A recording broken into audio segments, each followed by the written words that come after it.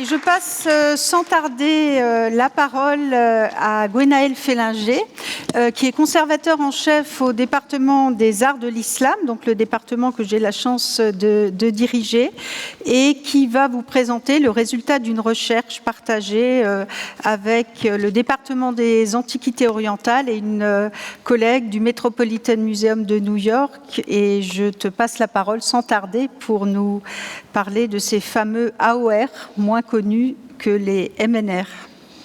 Merci beaucoup Yannick, bonjour à toutes et à tous.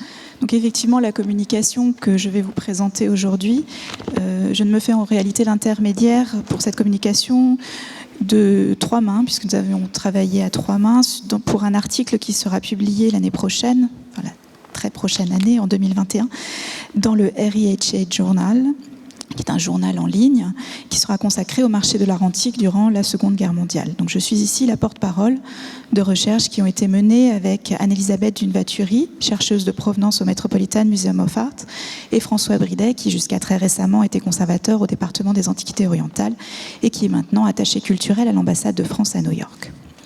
Donc ce sont nos trois recherches que je présente maintenant.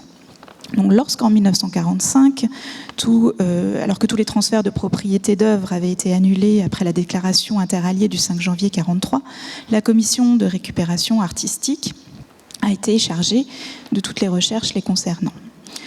Donc, entre 1945 et 1949, je vais commencer par vous donner quelques chiffres, ne serait-ce que pour vous donner une idée des proportions de ce dont, par la suite, je vais parler. Donc, entre 1945 et 1949, on estime qu'il y a environ 100 000 œuvres qui ont été spoliées et 61 000 qui ont été rapatriées, donc 45 000 rendues à leurs propriétaires légitimes. Parmi celles qui restaient, il en reste tout de même 15 000, une partie est vendue par les domaines et une partie infime, puisqu'il s'agit d'un peu plus de 2000 numéros, est confiée en attendant leur restitution à la garde des musées nationaux. C'est ce qu'on appelle, dans le jargon des musées, les MNR, Musées Nationaux Récupération. Et au sein de ces MNR, il y a des déclinaisons d'autres sigles. Donc en 1945, cette même année, il se passe un changement au sein du musée, au sein du département des Antiquités orientales, puisque celui-ci se voit adjoint une nouvelle section, que l'on appelle alors la section des arts musulmans et qui est l'ancêtre du département des arts de l'islam aujourd'hui. Cette section est l'héritière du département des arts asiatiques qui avait été créé en 1932 et qui regroupait à la fois l'art islamique et l'art d'Extrême-Orient, lequel en 1945 a été transféré au musée Guimet. Le conservateur qui s'occupait déjà avant-guerre de ces arts islamiques, Jean-David Weil, né en 1898 et mort en 1972, suit les œuvres dont il s'occupe et devient conservateur de cette section.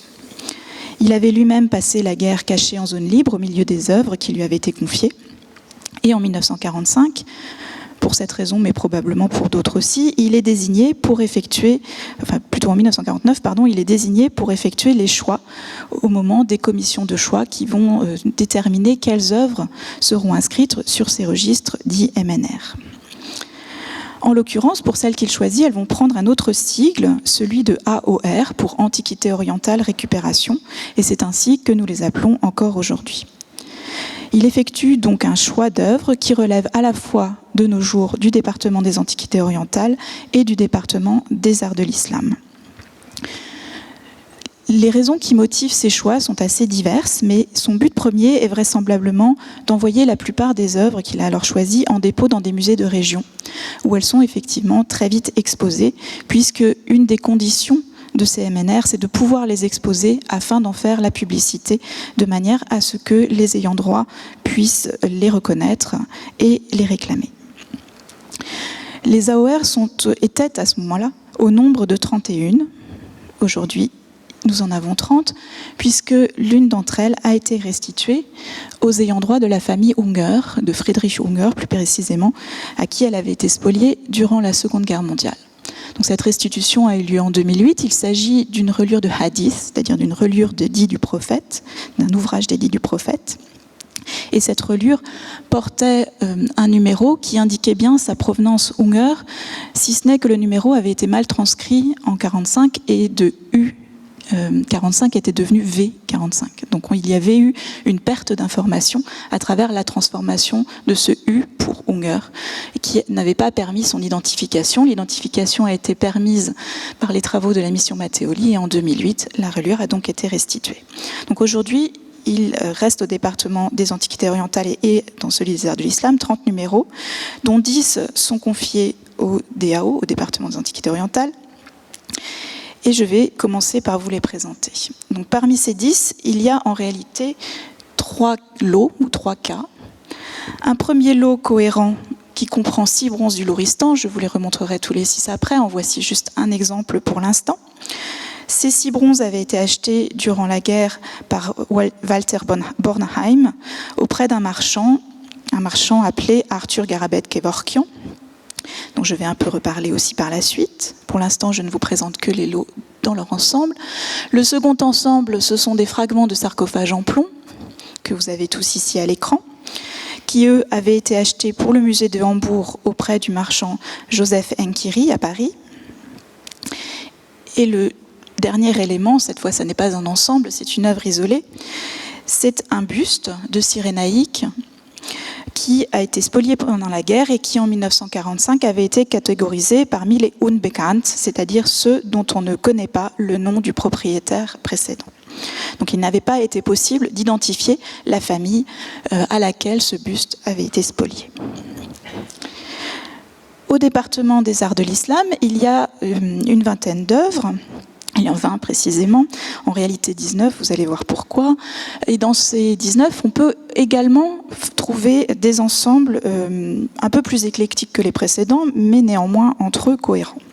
Le premier de ces ensembles, c'est un ensemble de tissus qui comprend 3 textiles d'origine très variée, un iranien, un probablement espagnol ou peut-être sicilien, et un troisième que vous n'avez pas à l'écran mais que je vous remontrerai aussi, qui est aussi espagnol. Et on peut ajouter à cet ensemble de 3 textiles un tapis sur lequel je vais revenir également. En plus de cet ensemble de textiles, il y a un ensemble de métaux incrustés. Je ne vous les ai pas tous mis non plus, puisque sur les diapositives, je préférais la lisibilité, mais vous allez en revoir également, qui sont des métaux incrustés essentiellement d'origine iranienne du milieu du XIVe siècle ou égyptienne également du XIVe siècle. Donc en termes de chronologie, ils sont très cohérents. En termes de géographie, il y a 2 provenances différentes. Et le dernier ensemble, c'est un ensemble de pages peintes, c'est le plus important en termes numériques puisqu'il y a 10 pages, dont 6 proviennent du même manuscrit. 2 sont des pages d'un manuscrit iranien du Shahnameh, la grande épopée iranienne. Et il y a également une page peinte indienne, ainsi qu'une page épigraphiée qui constitue la 11e et qui est donc une page de Coran. En plus de tout cela, il y a un objet qui figure dans les listes, mais qui n'a pas été possible d'identifier au musée, car il ne figure pas, lui, dans les listes dressées par Jean-David Weil. Nous avons à la fois les listes manuscrites de Jean-David Weil et les listes qui ont été faites par le ministère au moment des arrêtés de dépôt de ces œuvres. Or, dans cet arrêté de dépôt figure une œuvre que je ne peux donc pas vous montrer, puisque je ne sais pas de quoi il s'agit. Je sais juste qu'elle est décrite comme étant une bouche de fontaine en forme de tête de félin, donc probablement de lion, mais je n'en sais pas plus. Dans toutes ces œuvres, seul le tapis est catégorisé aujourd'hui dans ce que l'on appelle les œuvres assurément spoliées, c'est-à-dire les œuvres qui ont été, dont on sait absolument qu'elles ont été spoliées à des familles généralement juives, mais qui a été classé en 1945 comme le buste de Sirène dans les Unbekannt. Donc on ne connaît pas le nom de la famille.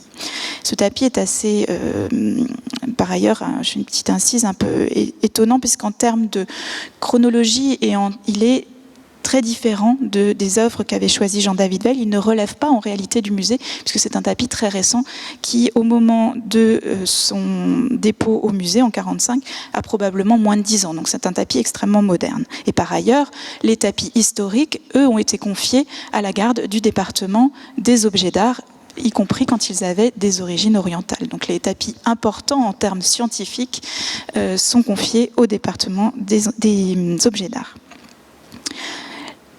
Les autres œuvres dont je vous ai parlé en dehors de ce tapis ont des origines beaucoup plus complexes à retracer. Pour le département des arts de l'islam, elles ont toutes été acquises pour le musée de Düsseldorf auprès de 3 marchands parisiens. Et ces marchands ayant eu des activités plus que douteuses durant la Seconde Guerre mondiale, c'est pour cette raison qu'elles sont confiées au musée. Le premier est Charles Raton, pour les pages d'art du livre.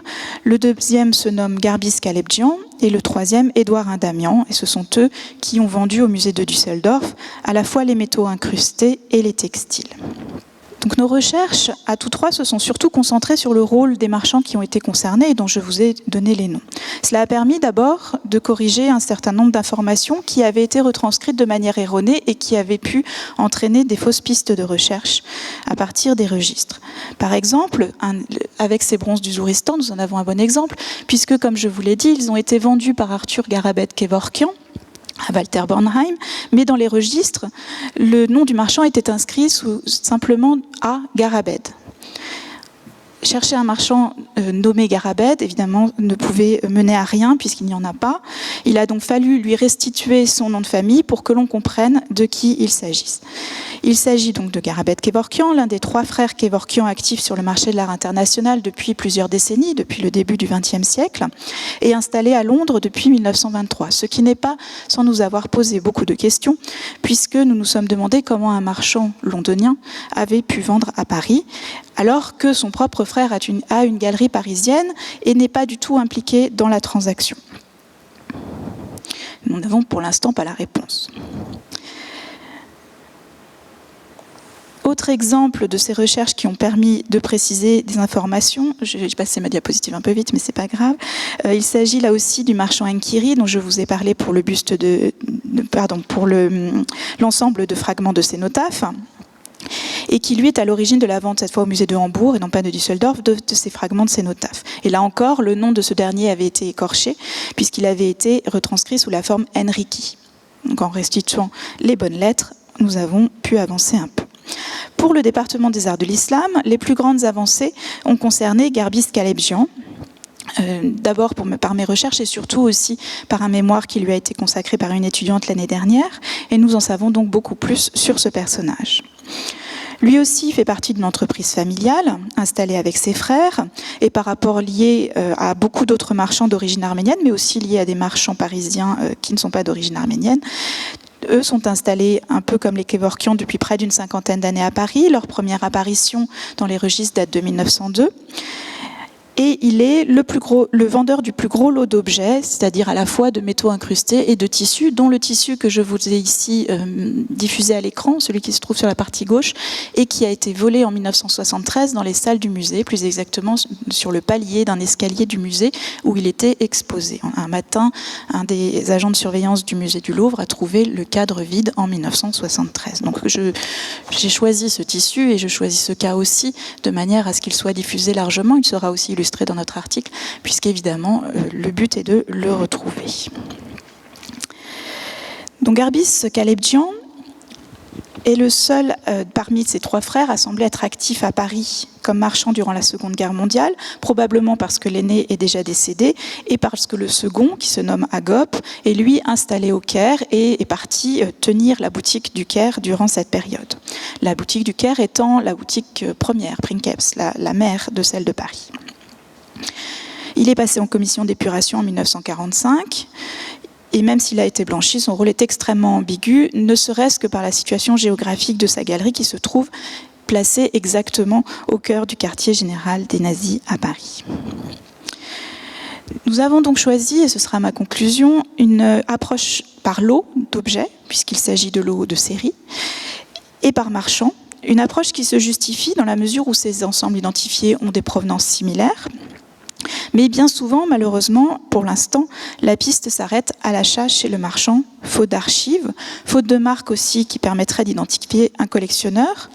90% des AOR ont été achetés sur le marché de l'art parisien, et c'est donc d'une histoire générale du marché de l'art oriental dont nous avons maintenant besoin, que nous avons entreprise, mais qui est un travail assez vaste, comme vous pouvez l'imaginer. Donc ce n'est pour l'instant qu'un point d'étape ici. Je voudrais aussi terminer en disant que les marchands qui sont concernés aujourd'hui n'étaient pas des marchands d'art islamique ou des marchands d'antiquité orientale. Même si leur galerie s'intitulait Art oriental, cette notion est à prendre dans un sens extrêmement large. Elle inclut de l'art égyptien, qui était la première spécialité des Kalebjian, par exemple. Elle inclut ce que l'on appellerait, nous, des antiquités grecques et romaines. Elle inclut bien entendu les antiquités orientales, elle inclut les arts de l'islam, mais on sait aussi que ces marchands ont pu faire commerce d'autres objets, d'objets d'art européens par exemple, parmi encore bien d'autres éléments. Donc c'est sur cela que je m'arrêterai pour l'instant et je redonne la parole donc à Yannick Lintz. Merci beaucoup de votre attention. Merci beaucoup Gwenaëlle.